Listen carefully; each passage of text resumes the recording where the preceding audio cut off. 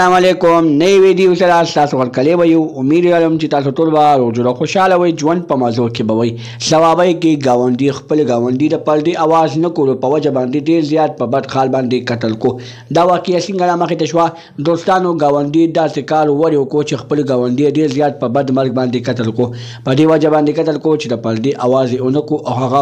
د اوبو ډیګۍ خرابه وه د اوبو ډیګۍ راولوخته خو دوستانو چې د کله سیکو د ظالم تمانچه راواخېسته او خپل ګاونډي باندې ډزې وکړې او ډېر زیات په بد مرګ باندې قتل کو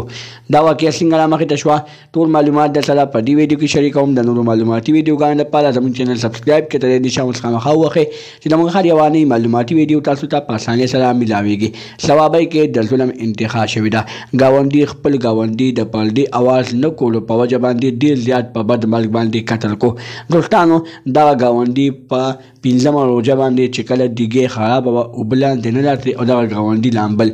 نو ډیګۍ ټیکولو دپاره دغه ګاونډي بره وختو خو چې کله د بل ګاونډي سلیکو نو ده تمانچه راواخېسته په ځان باندې پوه نه شو په هغه باندې ډزې وکړې او ډېر زیات په بد مرګ باندې قتل کو دوستانو موږ د ثوابۍ پولیسو نه دا التجا کوو چې دغه ظالم ګاونډي دې ګرفتار کړی شي او دغه ظالم ګاونډي ته ډېر ښه بدترینه سزا میلو شي ځکه چې دغه ظالم داسې کار وکړو چې یو ښایسته هلک یو ښایسته ځوان یې د مور د زړه ټوکری ډېر زیات په بد مرګ باندې قتل کړه دوستانو د هغه خو نه ټوله ګناه وه نه سپینه ګناه وه هغه ویې زما میندې خویندې دې بله وختو خو هغه څه په هغه ته څه پته وه چې زما دغه میندو خویندو ته اواز نه کولو په وجه باندې به زما زندګي ختمېږي د نورو معلوماتي ویډیوګانو لپاره زموږ چینل سبسکرایب کړئ تر دې نشه اوس خامخا ووهئ چې زموږ هر یوه نوې معلوماتي ویډیو تاسو ته په اسانۍ سره میلاویږي والسلام